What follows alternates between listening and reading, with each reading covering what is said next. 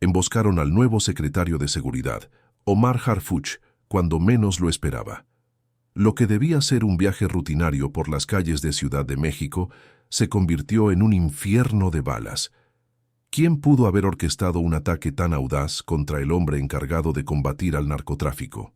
Esta es la historia de cómo un exmilitar entrenado para las peores situaciones sobrevivió a una emboscada que cambiaría el rumbo de México para siempre. Omar Harfuch ajustó el cuello de su camisa mientras la caravana blindada atravesaba las calles vacías del amanecer capitalino. El aire fresco de la madrugada se filtraba por los conductos de ventilación, trayendo consigo el peculiar aroma de una ciudad que apenas despertaba. Pan recién horneado, mezclado con el persistente smog que nunca abandonaba el valle. 48 horas desde su nombramiento como secretario de Seguridad, y ya sentía el peso de una nación sobre sus hombros. A través de la ventana polarizada, observó el paseo de la Reforma emergiendo entre sombras, los primeros rayos del sol rebotando contra los edificios de cristal. Algo no encajaba. Sus ojos, entrenados durante años de operaciones militares, captaron un detalle discordante. Una camioneta negra estacionada en una posición irregular, demasiado cerca de la intersección.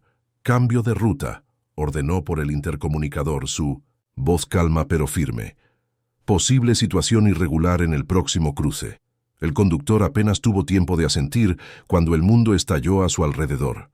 El impacto del primer proyectil sacudió el vehículo como si fuera de papel. Omar sintió más que escuchó la explosión, un rugido ensordecedor, seguido por una lluvia de cristales templados sobre su traje recién planchado. «¡Emboscada!», gritó uno de sus guardias mientras desenfundaba su arma reglamentaria. La formación de 3 vehículos se vio rodeada instantáneamente. Omar contó al menos 15 atacantes emergiendo de 3 puntos diferentes, todos con fusiles de asalto. Reconoció el patrón inmediatamente. Táctica de emboscada tipo pinza, característica de grupos entrenados militarmente. Un segundo impacto hizo que el vehículo principal se detuviera por completo. La mente de Omar cambió automáticamente al modo operativo que había desarrollado durante sus años como comandante táctico. Evaluó opciones, calculó ángulos de disparo, identificó potenciales rutas de escape. Torres, cubierta a las 3 en punto. «Ramírez, conmigo», indicó mientras desenfundaba su propia arma.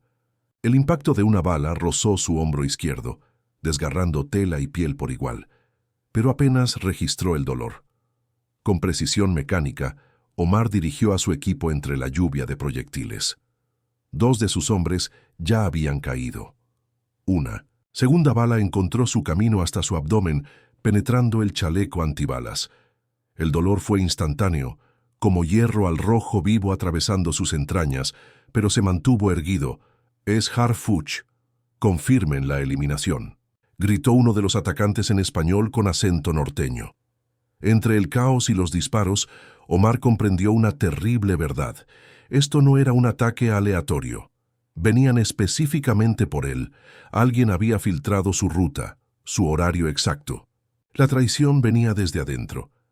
Mientras la sangre empapaba su camisa blanca, Omar Harfuch se atrincheró tras la puerta del vehículo, devolviendo el fuego con precisión calculada. El nuevo secretario de Seguridad de México no caería sin luchar. La batalla apenas comenzaba. El pitido constante de las máquinas médicas había reemplazado el estruendo de las balas. Omar Harfuch parpadeó varias veces, intentando enfocar la vista, mientras el techo blanco del hospital militar se materializaba ante sus ojos. Cada respiración era un recordatorio punzante de los 3 impactos que habían encontrado su camino a través de su protección. Su cuerpo, antes instrumento afinado para el combate, ahora se sentía como una jaula de dolor. «Señor secretario, ¿puede oírme?». La voz del médico militar llegó amortiguada, como si viajara a través de agua. Omar logró asentir levemente.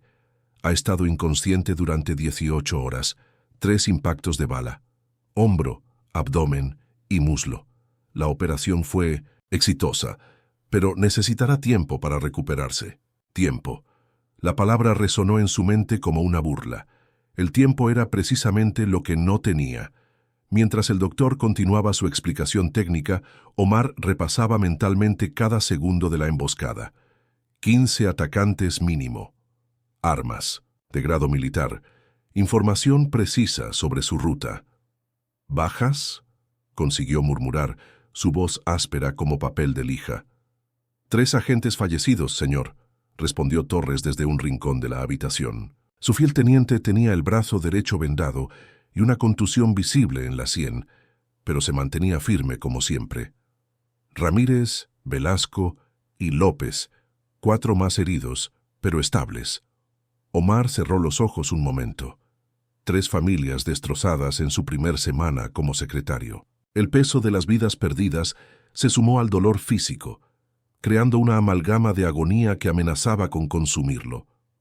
La puerta se abrió repentinamente. 2 hombres en trajes impecables entraron, seguidos por una mujer de expresión severa. Reconoció inmediatamente al secretario de Gobernación y al jefe del Estado Mayor Presidencial. La mujer, presumiblemente, era la nueva directora de inteligencia. «Un milagro que estés vivo, Omar», comentó el secretario de Gobernación acercándose a la cama. «El presidente está furioso. Quiere respuestas». «Las tendrá», respondió Omar, observando cuidadosamente las reacciones de cada visitante. «Pero primero necesito las mías. ¿Quién sabía mi ruta exacta?» Un silencio incómodo se apoderó de la habitación. La directora de inteligencia carraspeó antes de hablar. «Estamos investigando la filtración. Solo un círculo muy reducido conocía sus movimientos». «Demasiado reducido», puntualizó Omar, ignorando el dolor que atravesaba su abdomen con cada palabra. 4 personas, para ser exactos. Sus ojos recorrieron lentamente a cada uno de los presentes. Torres, leal hasta la médula. El secretario de Gobernación, un político de carrera con ambiciones conocidas. El jefe del Estado Mayor recién nombrado. Y la directora de inteligencia, con quien nunca había trabajado directamente. «El cártel Nueva Generación se ha atribuido el ataque», informó el jefe del Estado Mayor. «Un mensaje claro contra nuestra nueva estrategia de seguridad». Omar, no, respondió inmediatamente. En su mente ya estaba armando un tablero invisible, colocando piezas, nombres, conexiones. Alguien en los más altos círculos del gobierno había vendido su vida por 30 monedas. Y mientras yacía en esa cama de hospital, rodeado de supuestos aliados, tomó una decisión. Su recuperación oficial sería más lenta de lo necesario. Necesitaba tiempo y espacio para descubrir quién había ordenado su muerte. «Necesito descansar», murmuró finalmente, simulando más debilidad de la que realmente sentía. «Torres, quédate». Los funcionarios asintieron y se retiraron, sin sospechar que acababan de dejar atrás a un depredador herido, pero no neutralizado. La casa de seguridad se alzaba solitaria al final de un camino de terracería, camuflada entre árboles de eucalipto y rodeada por un perímetro apenas visible de sensores de movimiento. El cielo amenazaba tormenta, mientras Omar Harfuch, oficialmente convaleciente en un hospital militar, se movía con dificultad por la sala principal, apoyándose en un bastón improvisado. Cada paso enviaba oleadas de dolor desde sus heridas, recién suturadas, pero se negaba a mostrar debilidad frente a los pocos que había elegido confiar. «Los informes oficiales dicen que sigo sedado, luchando por mi vida», comentó Omar, sentándose con esfuerzo en un sillón desgastado. «Tenemos quizá 72 horas antes de que alguien sospeche». Torres asintió desde la ventana, donde montaba guardia, su silueta recortada contra la luz mortecina del atardecer. De los 8 agentes que habían sobrevivido a la emboscada, solo 4 habían sido convocados a este lugar. Los otros permanecían en el hospital, creyendo genuinamente que su jefe seguía allí. «¿Estás seguro de ella?», preguntó Torres, señalando con un gesto sutil hacia la mujer que trabajaba frenéticamente en una computadora portátil. María Cervantes, analista de inteligencia con 20 años de experiencia y ninguna ambición política conocida. Omar la había elegido precisamente porque trabajaba en las sombras, fuera del radar de los altos mandos. «Es la mejor rastreadora de patrones digitales del país», respondió Omar. Y más importante aún, detesta al cartel tanto como nosotros. Perdió a su hermano hace 3 años. María levantó la vista brevemente, sus ojos intensos enmarcados por ojeras profundas. He reconstruido el patrón de comunicaciones de las 48 horas previas al ataque. Alguien envió la ruta completa del convoy desde un servidor gubernamental, pero usando técnicas avanzadas de enmascaramiento. Omar se incorporó, ignorando la punzada que atravesó su abdomen. ¿Puedes rastrear el origen? Trabajando en ello. Quien lo hizo sabía cómo cubrir sus huellas. María volvió a su teclado, dedos volando sobre las teclas como si tocara un instrumento mortal. El resto del equipo se mantenía en silencio. Vázquez, francotirador de élite. Robles, experto en comunicaciones, y Fuentes, médico militar que había falsificado los expedientes hospitalarios. Todos compartían una característica. Habían trabajado con Omar antes de su nombramiento, cuando dirigía operaciones especiales contra el narcotráfico. Mientras estamos oficialmente fuera del tablero, necesitamos establecer quién filtró la información, continuó Omar, desplegando un mapa improvisado sobre la mesa de centro. El ataque fue demasiado preciso, demasiado coordinado. Los 4 posibles informantes están aquí. Escribió nombres en el papel: el secretario de Gobernación, el jefe del Estado Mayor, la directora de inteligencia y un cuarto nombre que hizo que Torres frunciera el ceño. El general Montero fue tu mentor. Por eso mismo duele incluirlo, respondió Omar, la amargura filtrándose en su voz. Pero tenía acceso y recientemente ha estado en desacuerdo con la estrategia presidencial. Un pitido suave interrumpió la conversación. María giró su computadora hacia ellos, mostrando una serie de comunicaciones encriptadas. Encontré algo. Mensajes entre un teléfono satelital no registrado y un número vinculado al círculo cercano del gobierno. La ubicación del satélite coincide con zonas controladas por el cártel Nueva Generación. Omar se inclinó hacia la pantalla. El dolor físico momentáneamente olvidado. En aquellos códigos y mensajes fragmentados comenzaba a vislumbrarse la verdad. Mientras el gobierno buscaba a los atacantes, ellos buscarían al traidor. La cacería había comenzado. Y esta vez, Omar Harfuch no sería la presa. La habitación más pequeña de la casa de seguridad se había transformado en un centro de comunicaciones improvisado. Cables serpenteaban por el suelo como venas metálicas, conectando monitores, receptores y decodificadores. El aire acondicionado zumbaba constantemente para evitar el sobrecalentamiento de los equipos, creando una atmósfera fría y artificial que contrastaba con el calor sofocante del exterior. Omar Harfuch, con el rostro pálido por el dolor pero los ojos alertas, permanecía sentado frente a la pantalla principal mientras Robles ajustaba la frecuencia del sistema de interceptación. «Están usando una red de comunicación militarizada», explicó Robles, sus dedos moviéndose con precisión sobre el teclado. «Tecnología israelí modificada. Muy pocos tienen acceso a este tipo de equipos en México». Torres, apoyado contra la pared con los brazos cruzados, intercambió una mirada significativa con Omar. «Equipo que requiere contactos gubernamentales para ser importado». El silencio que siguió quedó interrumpido por una serie de chasquidos electrónicos. De repente, voces fragmentadas emergieron entre la estática. Robles aumentó el volumen y ajustó los filtros, permitiendo que las palabras se volvieran cada vez más claras. «Confirmación del Águila. Próxima fase. Necesitamos asegurar que el corredor esté limpio antes». María, inclinada sobre una tableta, transcribía frenéticamente cada palabra mientras un software de reconocimiento vocal intentaba identificar a los hablantes. «El Águila», murmuró Omar, el nombre reverberando en su mente como un eco ominoso. «Pensé que era un mito». «No lo es», respondió María sin levantar la vista.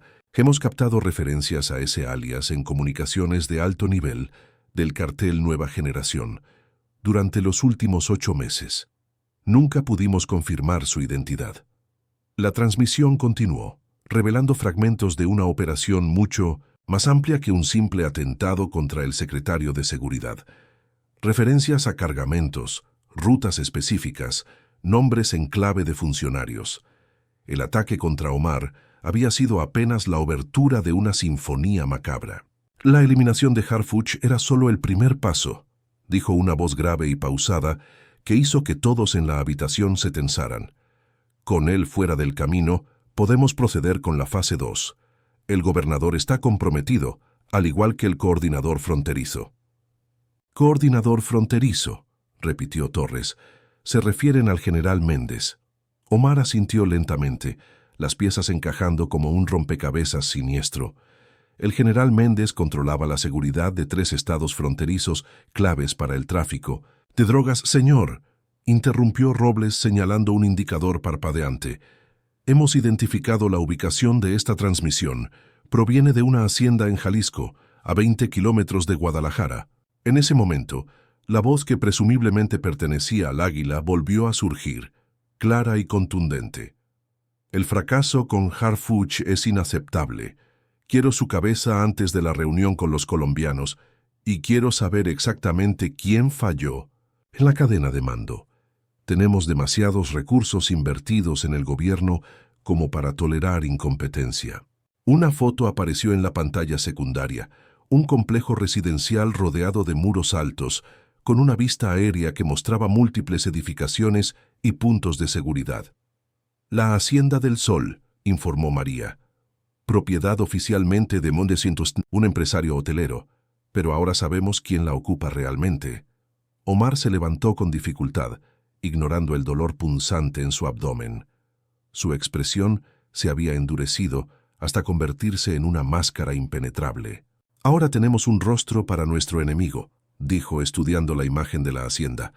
«Y él cree que estoy al borde de la muerte, esperando a que vengan a terminar el trabajo». Torres sonrió por primera vez en días, una sonrisa lobuna que no llegaba a sus ojos. «Entonces tenemos la ventaja de la sorpresa». «Por ahora», respondió Omar, consciente de que el reloj corría inexorablemente. «Prepárense. Ya no estamos solo investigando una filtración, estamos desmontando una conspiración». La noche envolvía el complejo de seguridad nacional como un manto protector. Apenas 3 días después del atentado, Omar Harfuch se encontraba precisamente donde nadie esperaría, en el estacionamiento subterráneo del edificio que albergaba su propio despacho. El dolor constante de sus heridas le recordaba que debería estar en una cama de hospital, pero la urgencia superaba al sentido común.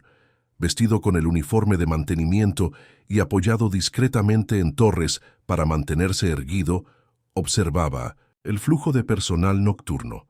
«Los archivos que necesitamos están en el nivel 4, sector B», murmuró Omar, controlando su respiración para minimizar el dolor. «Sistema biométrico, pero mi acceso debería seguir activo, aunque me crean incapacitado».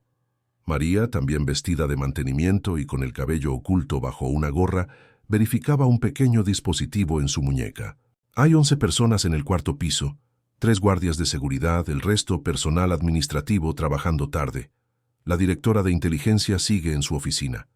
Omar asintió, procesando esta información. «Interesante, son las 2 de la madrugada». El equipo avanzó por el acceso de servicio, utilizando las credenciales falsificadas por Robles. Omar sentía cada paso como una puñalada, pero mantenía el rostro impasible. Los pasillos secundarios, iluminados apenas por luces de emergencia, ofrecían un camino discreto hasta los ascensores de servicio. «Cámara», advirtió Torres en un susurro apenas audible. Se detuvieron, reorganizando su formación para que Omar quedara oculto entre ellos. Una gota de sudor frío recorrió su espalda mientras la cámara giraba lentamente en su dirección. Cuando finalmente pasó de largo, continuaron su avance. El ascensor se abrió con un suave pitido.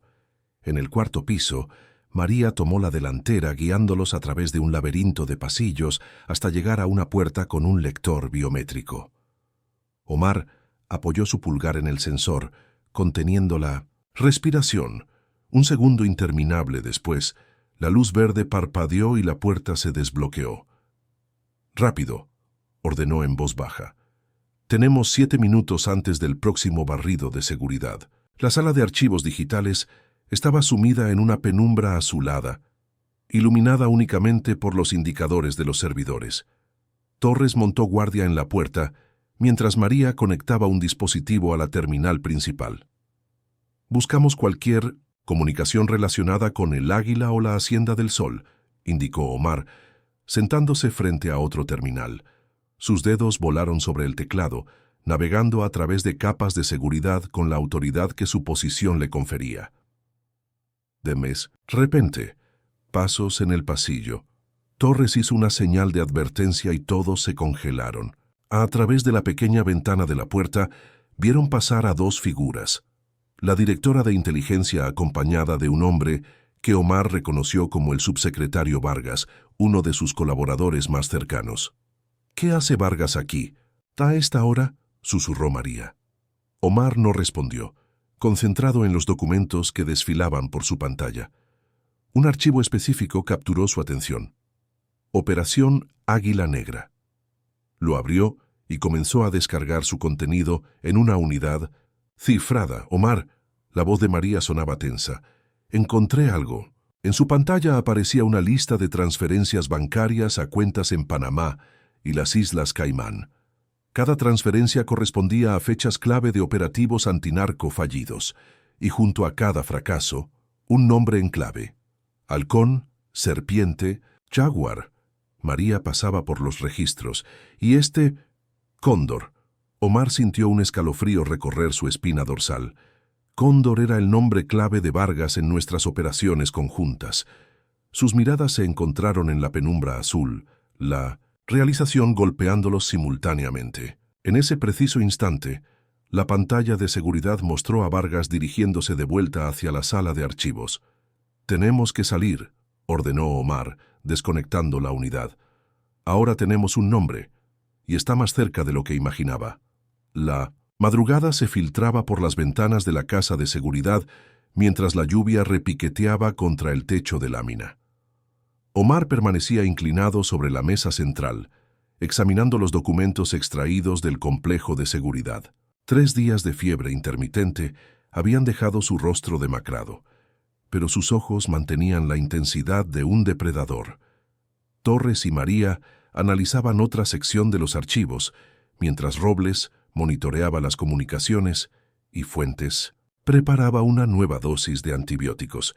«Vargas ha sido mi mano derecha durante 3 años», murmuró Omar, la traición asentándose en su pecho como plomo fundido. «Operamos juntos en Michoacán, en Tamaulipas. Conoce cada una de nuestras tácticas». «Las transferencias son irrefutables», respondió María, señalando una secuencia de datos en su computadora. $7 millones en total, siempre después de operativos comprometidos. Torres, habitualmente estoico, mostraba una furia apenas contenida. 15 agentes murieron en esas operaciones. Un ruido metálico desde la sala de comunicaciones interrumpió la conversación. Robles había dejado caer una taza de café. Todos giraron hacia él, pero el técnico simplemente se agachó para recoger los fragmentos, murmurando una disculpa. «Necesitamos contactar a Vargas», dijo Omar incorporándose con dificultad. «Hacerle creer que no sospechamos, usarlo para llegar al Águila». «Demasiado riesgoso», objetó María. «Si descubre que estás vivo y fuera del hospital». El sonido de un teléfono cortó el aire como un cuchillo. No era ninguno de sus dispositivos seguros. Provenía del bolsillo de Robles, quien se había quedado paralizado, una expresión indescifrable cruzando su rostro. «Contesta», ordenó Omar, su mano deslizándose instintivamente hacia su arma. Robles, con movimientos mecánicos, extrajo un teléfono satelital que ninguno había visto antes. Su mirada evitaba la de Omar mientras contestaba con voz monótona. «Confirmado». El tiempo pareció condensarse en ese instante. Antes de que nadie pudiera reaccionar, Robles sacó una pistola de la parte trasera de su cinturón y apuntó directamente a Omar. «Lo siento, jefe», dijo su voz extrañamente calmada, «pero mi familia está primero». Torres se tensó, listo para lanzarse, pero Robles giró el cañón hacia él. «Quieto, no quiero disparar, pero lo haré».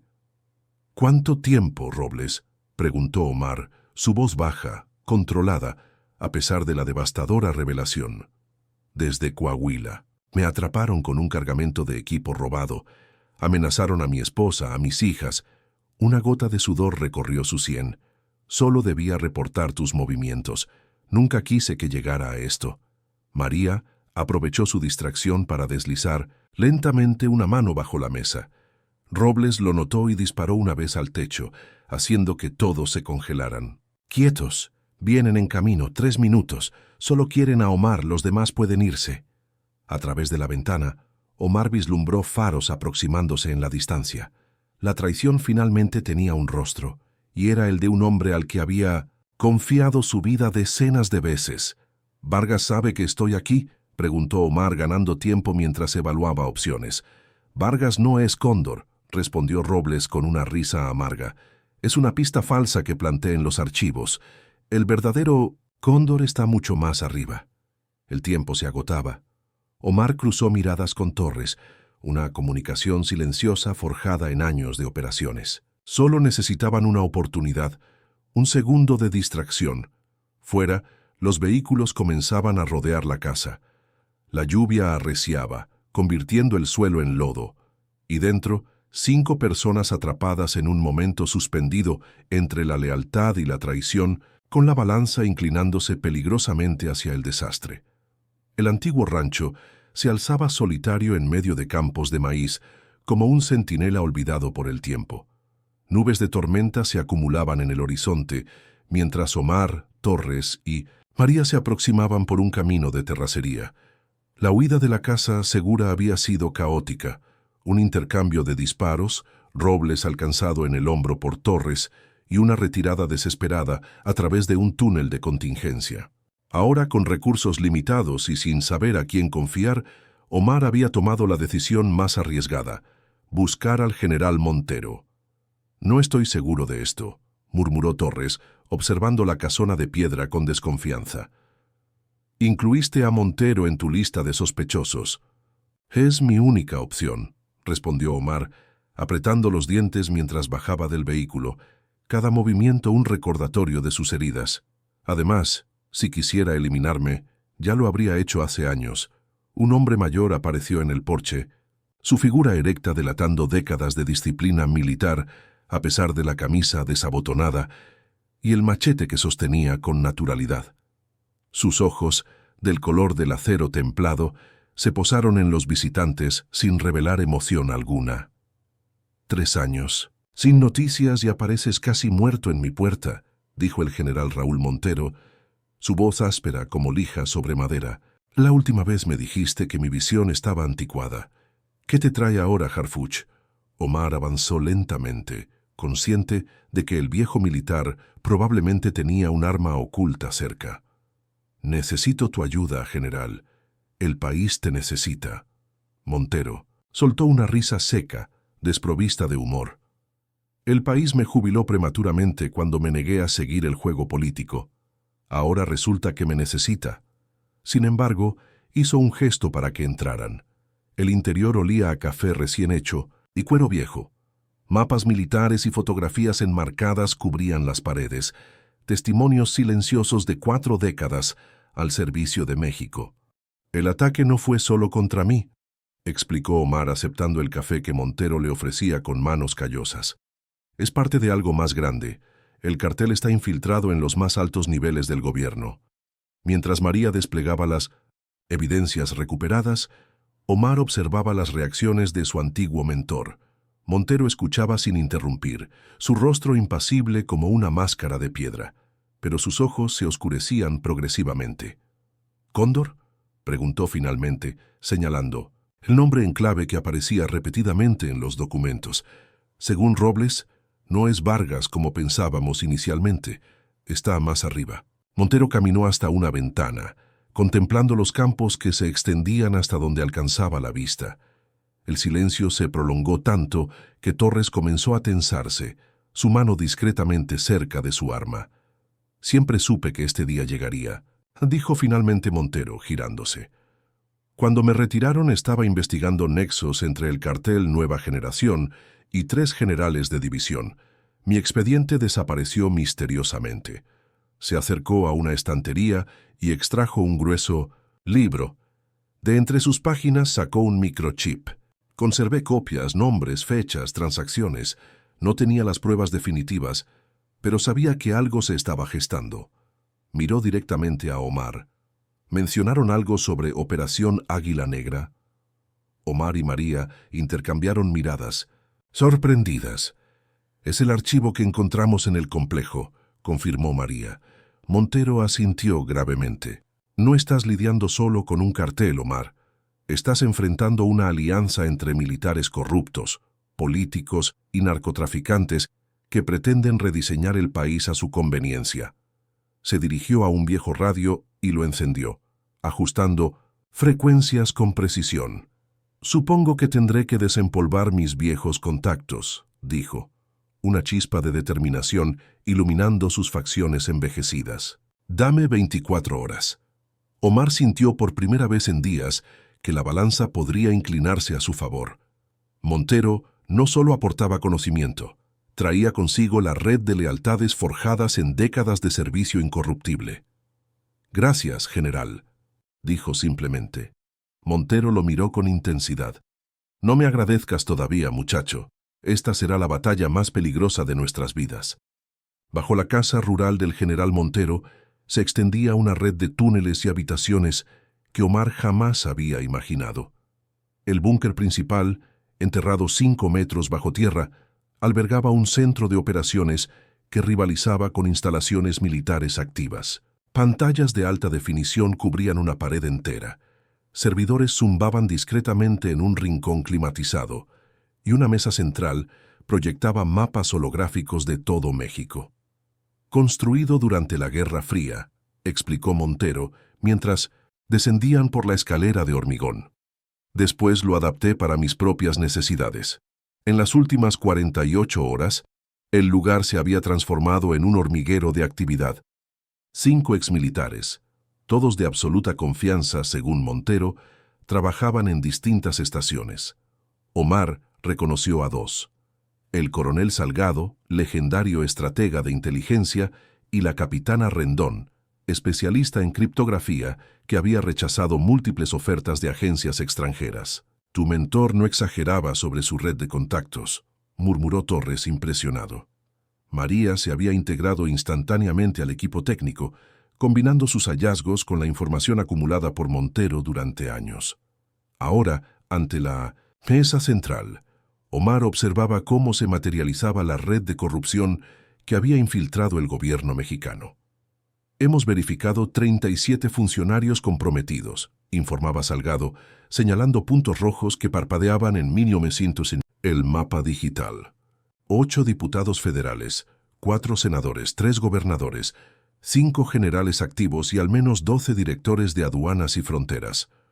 Omar estudió el patrón, notando cómo los puntos se concentraban estratégicamente en rutas comerciales y zonas fronterizas. «Es una estructura paralela de poder». «Exacto», intervino Montero.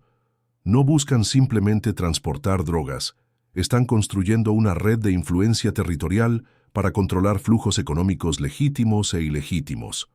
La capitana Rendón amplió una sección del mapa. «Las comunicaciones interceptadas indican que la operación Águila Negra tiene 3 fases. La primera, eliminar obstáculos como tú, Omar. La segunda, consolidar control territorial. La tercera...» Dudó, intercambiando una mirada con Montero, quien asintió gravemente. «La tercera fase es un golpe de estado técnico. No derrocarán al presidente, sino que lo aislarán completamente, rodeándolo de funcionarios comprometidos». El silencio que siguió pesaba como plomo. Omar sintió que el suelo se movía bajo sus pies, no por sus heridas, sino por la magnitud de la conspiración. «¿Y Cóndor?», preguntó finalmente. «¿Identificaron quién es?». Montero manipuló los controles ampliando un nodo específico de la red. Un nombre apareció, provocando que Omar contuviera la respiración. «El secretario de Defensa», murmuró. «General Francisco Vidal, mi superior directo», añadió Omar. «El hombre que recomendó mi nombramiento». Te puso en el cargo sabiendo que serías un objetivo, explicó Salgado. Te ofrecieron como sacrificio para legitimar el endurecimiento de medidas de seguridad que ellos controlarían después. Torres golpeó la mesa con frustración. ¿Cómo enfrentamos esto? Son demasiado poderosos. Toda red tiene puntos débiles, respondió Montero, ajustando la visualización. Aquí y aquí. Sus principales centros logísticos dependen de comunicaciones, encriptadas que pasan por estos 3 servidores, y más importante aún, la imagen cambió a una lujosa hacienda que Omar reconoció de inmediato. Hemos confirmado que el águila es Eduardo Ramírez, ex coronel de inteligencia militar, desaparecido oficialmente hace 8 años, continuó Rendón. Lidera personalmente desde la Hacienda del Sol. Todos los hilos se conectan a él. Omar estudió el complejo, su mente transformando la información en estrategia. Por primera vez desde el atentado, sentía que tenían una oportunidad real. Si cortamos la cabeza, comenzó. La serpiente puede seguir moviéndose, completó Montero. Necesitamos exponer toda la red simultáneamente. Un solo golpe, preciso y contundente. Omar asintió, la determinación endureciendo sus facciones. Entonces será una operación a 2 niveles, capturar al águila y asegurar las pruebas contra todos los implicados. Una maniobra casi imposible, advirtió Salgado. Casi, respondió Omar, el fantasma de una sonrisa cruzando su rostro. Es mejor que las probabilidades que hemos tenido hasta ahora. El sol de la tarde caía implacable sobre las instalaciones abandonadas de Campo Águila, una ironía que no pasó desapercibida para Omar. Este antiguo centro de entrenamiento militar, cerrado oficialmente por recortes presupuestarios, se había convertido en su base de operaciones durante la última semana. Alambre de púas oxidado coronaba muros desmoronados, hangares vacíos se erguían como esqueletos de metal, y la maleza había reclamado las antiguas pistas de obstáculos. Sin embargo, bajo esta apariencia de abandono, 23 hombres y mujeres preparaban meticulosamente lo que podría ser la operación más importante de sus vidas. Omar observaba desde la sombra de un hangar, su cuerpo aún protestando por las heridas pero significativamente más fuerte. Delante de él, 3 equipos tácticos practicaban maniobras de entrada sincronizada en una réplica de la Hacienda del Sol construida con paneles de madera y lonas. Demasiado lento en el sector este, señaló, cronómetro en mano. La guardia rota cada 90 segundos. Si no llegamos a la sala de comunicaciones en ese intervalo, perderemos el factor sorpresa. Torres, ahora líder del equipo Alfa, asintió secamente y reagrupó a sus 6 elementos. En el extremo opuesto del campo, María coordinaba con la capitana Rendón la sincronización de los inhibidores de señal que paralizarían las comunicaciones del cartel. 36 horas desde que colocamos los señuelos, informó el coronel Salgado, aproximándose con un tablet en mano. La desinformación está funcionando. El secretario de Defensa ha redirigido 3 unidades de inteligencia hacia Veracruz, exactamente como esperábamos. Omar permitió que una leve satisfacción cruzara su rostro. Engañar al general Vidal, quien creía estar rastreando a un Omar Harfuch debilitado y desesperado, había sido una jugada arriesgada pero efectiva. Montero, en posición con su equipo cerca de la capital, respondió Salgado. En cuanto tengamos las pruebas de la hacienda, hará su movimiento contra los contactos en el gobierno. El aire vibraba con tensión contenida, mientras el ejercicio se reanudaba. Esta vez el equipo de Torres completó la secuencia de entrada en 84 segundos. Una mejora, pero aún insuficiente. Durante una pausa, Omar reunió a todos en el hangar principal. Rostros cubiertos de sudor y polvo lo miraban con una mezcla de agotamiento y férrea determinación.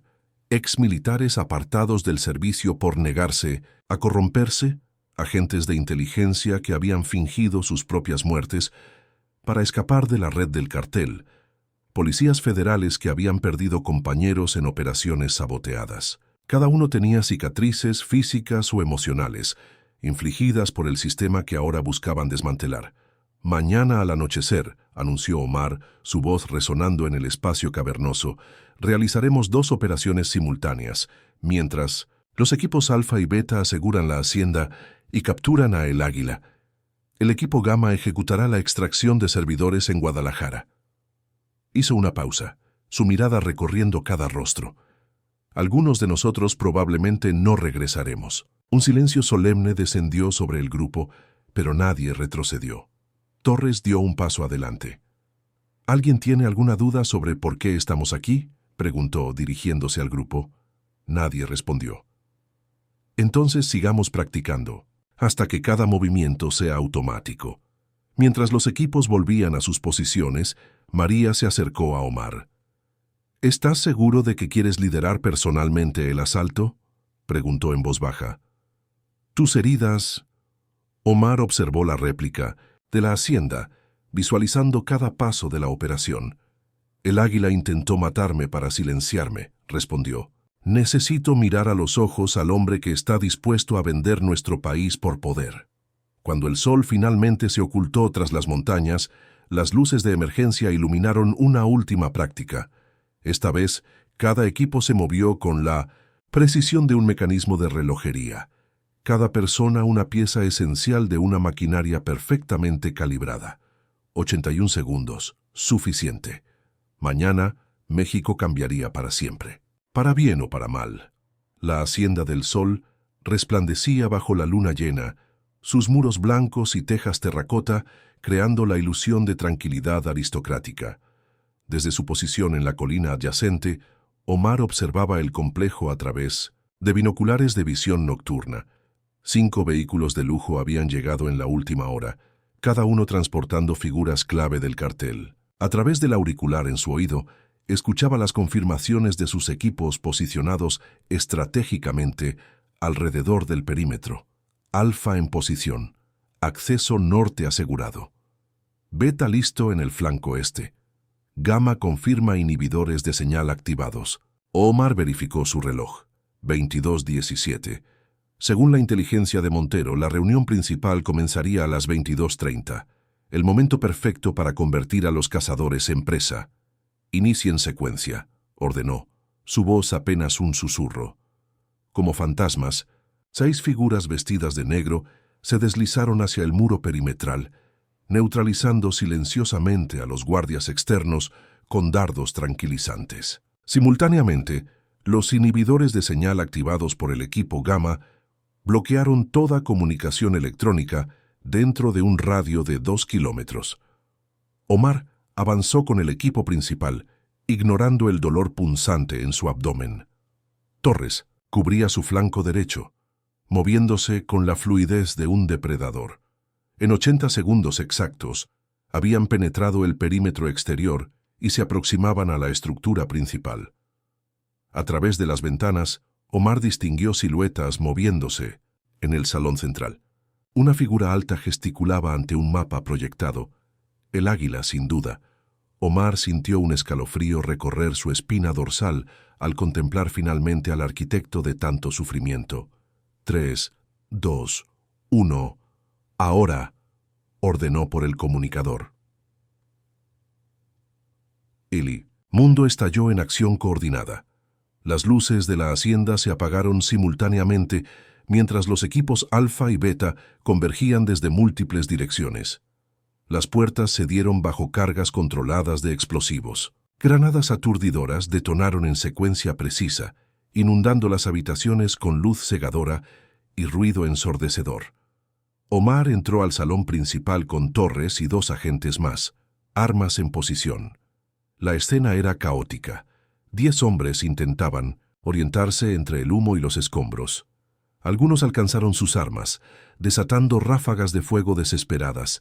«¡Posiciones!», gritó Omar, disparando con precisión quirúrgica a las piernas de 2 atacantes.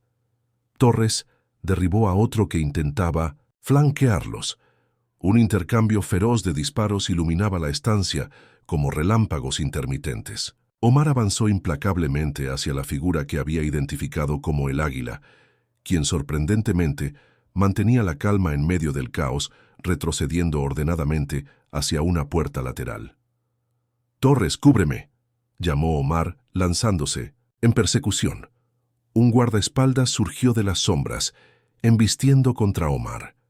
Ambos rodaron por el suelo, el impacto reabriendo las heridas apenas cicatrizadas. Con un movimiento nacido de años de entrenamiento, Omar desvió el cuchillo que buscaba su garganta y conectó un golpe devastador al plexo solar de su atacante. Cuando logró incorporarse, el águila había desaparecido por un pasadizo. Omar lo siguió, descendiendo por escaleras de piedra que conducían a un túnel subterráneo. El eco de pasos alejándose reverberaba en las paredes húmedas. El objetivo se escapa por un túnel en el sector sur, comunicó, acelerando pese al dolor lacerante. Sector sur comprometido, respondió una voz entrecortada. 2 vehículos blindados han burlado el perímetro. Omar emergió a una pequeña cámara que conducía al exterior. Llegó justo a tiempo para ver las luces traseras de un SUV desapareciendo en la noche. La rabia y frustración amenazaron con consumirlo, pero la disciplina prevaleció. Regresó al interior donde la situación ya estaba controlada. 7 detenidos, incluidos 3 lugartenientes principales, informó Torres, respirando pesadamente. Y encontramos esto. Señaló una habitación adyacente, donde María ya trabajaba frenéticamente en varias computadoras abiertas. Es una mina de oro, confirmó ella sin levantar la vista. Listas completas, contactos gubernamentales, rutas, de distribución, cuentas bancarias. Omar asintió, la adrenalina cediendo paso a un cálculo frío. El águila había escapado, pero habían capturado algo potencialmente más valioso, la información que podría desmantelar toda la estructura. Empaquétenlo. Todo, ordenó. Y prepárense para movernos. El águila está acorralado y los animales acorralados son los más peligrosos. La iglesia colonial de San Miguel se alzaba sobre el pequeño pueblo de Tepoztlán como un centinela de piedra, sus muros agrietados y contrafuertes desgastados testigos de siglos de historia. Abandonada tras un terremoto décadas atrás, ahora sus vitrales rotos filtraban la luz mortecina del amanecer, proyectando patrones fracturados sobre el suelo polvoriento. Omar Harfuch avanzaba cautelosamente por la nave central, su respiración controlada a pesar del dolor pulsante de sus heridas. El eco de sus pisadas rebotaba entre las columnas, mezclándose con el lejano repicar de campanas del pueblo. 3 días habían pasado desde el asalto a la hacienda. 3 días de persecución implacable, siguiendo pistas, interceptando comunicaciones, estrechando el cerco. La información capturada había permitido al general Montero iniciar detenciones silenciosas en Ciudad de México, pero todo carecería de sentido si el águila escapaba con su respaldo digital, la última pieza del rompecabezas que conectaba directamente al secretario de Defensa con la conspiración. «Sabía que vendrías personalmente», resonó una voz desde el altar. «Siempre fuiste predecible, Omar». Eduardo Ramírez, el águila, emergió de las sombras, alto, delgado, con un porte marcial que ni siquiera la situación desesperada lograba disminuir. Su rostro, anguloso y curtido, mostraba una cicatriz diagonal que atravesaba su mejilla izquierda. Vestía de negro, como un oficiante macabro en aquella iglesia olvidada. «Predecible pero efectivo», respondió Omar, deteniéndose a 10 metros de distancia, consciente de que al menos 3 tiradores ocultos apuntaban hacia él. «Tu red está desmantelada, Eduardo. El general Vidal fue detenido hace 2 horas». Un destello de sorpresa cruzó el rostro de Ramírez, rápidamente reemplazado por una sonrisa amarga. «Entonces ambos hemos perdido, ¿no te parece? Tú capturaste a mis peones. Yo sobreviviré para reconstruir. Pero México seguirá siendo el mismo país fracturado de siempre». Omar dio otro paso adelante, calculando distancias. Torres y el resto de su equipo estarían ya en posición alrededor del edificio, pero esta confrontación era personal. «¿Por qué, Eduardo? Fuiste un oficial condecorado, juraste proteger a México, y lo estoy protegiendo». La voz de Ramírez resonó como un latigazo. «De políticos débiles, de americanos que nos utilizan, de instituciones corruptas. No creamos el sistema, Omar, solo lo perfeccionamos». Un movimiento sutil a la izquierda captó la atención de Omar. Uno de los francotiradores ajustaba su posición. Estabilidad a través del caos controlado, continuó Ramírez extrayendo un pequeño dispositivo de su bolsillo. Una doctrina que aprendimos juntos en la academia, ¿recuerdas? Este disco contiene suficiente información para destruir 3 gobiernos. Mi seguro de vida. Omar entrecerró los ojos, reconociendo el destello metálico de un arma junto al altar. La trampa estaba tendida. Nunca tuviste la visión completa, Eduardo. Mientras hablamos, Montero está asegurando cada nodo de tu red. El primer disparo vino de una de las capillas laterales. Omar se lanzó tras una columna mientras la iglesia estallaba en caos. Torres y su equipo habían iniciado el ataque desde el exterior, eliminando a los francotiradores con precisión quirúrgica. Fragmentos de piedra antigua volaron por los aires mientras las balas impactaban contra los muros centenarios. En medio de la confusión, Omar vio a Ramírez correr hacia una puerta lateral que conducía a la sacristía. Con un movimiento fluido nacido de años de entrenamiento, Omar lo interceptó, embistiéndolo contra un confesionario decrépito que se desplomó bajo el impacto. Ambos hombres rodaron por el suelo, el dispositivo deslizándose lejos.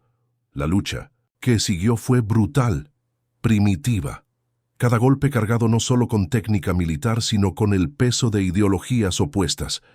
Ramírez conectó un puñetazo devastador que reabrió la herida en el hombro de Omar. Respondiendo con ferocidad calculada, Omar utilizó su antebrazo para bloquear el siguiente ataque y contraatacó con un golpe ascendente que hizo tambalear a su oponente. México merece algo mejor que convertirse en tu feudo privado, gruñó Omar, esquivando una patada dirigida a su rodilla. Ramírez extrajo un cuchillo de combate, su hoja brillando siniestramente en la luz difusa. México tendrá lo que se merece, con o sin nosotros. El filo pasó a centímetros del cuello de Omar, quien respondió sujetando la muñeca de su atacante y usando el impulso para proyectarlo contra el altar de piedra. El impacto fue contundente. Ramírez se desplomó, aturdido pero aún consciente. Los disparos habían cesado. El silencio descendió sobre la iglesia mientras Omar recogía el dispositivo caído, asegurándolo en su bolsillo. Torres apareció en la entrada, señalando que el perímetro estaba asegurado. Omar contempló a su antiguo camarada, ahora enemigo derrotado. Tenías razón en algo, Eduardo. México merece algo mejor, y vamos a construirlo, pero desde la ley, no desde las sombras. Mientras la luz del amanecer inundaba completamente la nave, bañando de oro los escombros de la batalla, Omar sintió que algo concluía y comenzaba simultáneamente. La conspiración estaba expuesta. Ahora vendría la parte más difícil, sanar las heridas de una nación. Los reflectores del Salón Tesorería del Palacio Nacional iluminaban el rostro de Omar Harfuch con una claridad implacable, destacando las cicatrices recientes en su sien y la palidez de quien aún se recupera de heridas graves. Vestido con uniforme formal, permanecía firme junto al podio presidencial mientras las cámaras capturaban cada gesto, cada parpadeo. Frente a él, la sala rebosaba de periodistas, diplomáticos y funcionarios, algunos visiblemente incómodos bajo la sombra de las revelaciones inminentes. El presidente de México, con expresión solemne, se dirigió al país en transmisión nacional.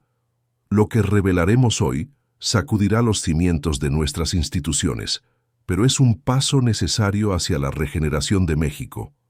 Omar observó discretamente los rostros en primera fila. Torres, ahora ascendido a comandante de operaciones especiales, mantenía su vigilancia habitual. María Cervantes, incorporada oficialmente al gabinete de inteligencia, analizaba cada reacción en la sala. El general Montero, reinstaurado como asesor especial, permanecía en un rincón, su presencia un recordatorio silencioso del puente entre el viejo y el nuevo orden. Cuando Omar tomó el micrófono, su voz resonó con una autoridad tranquila que contrastaba con la tormenta política que sus palabras desatarían.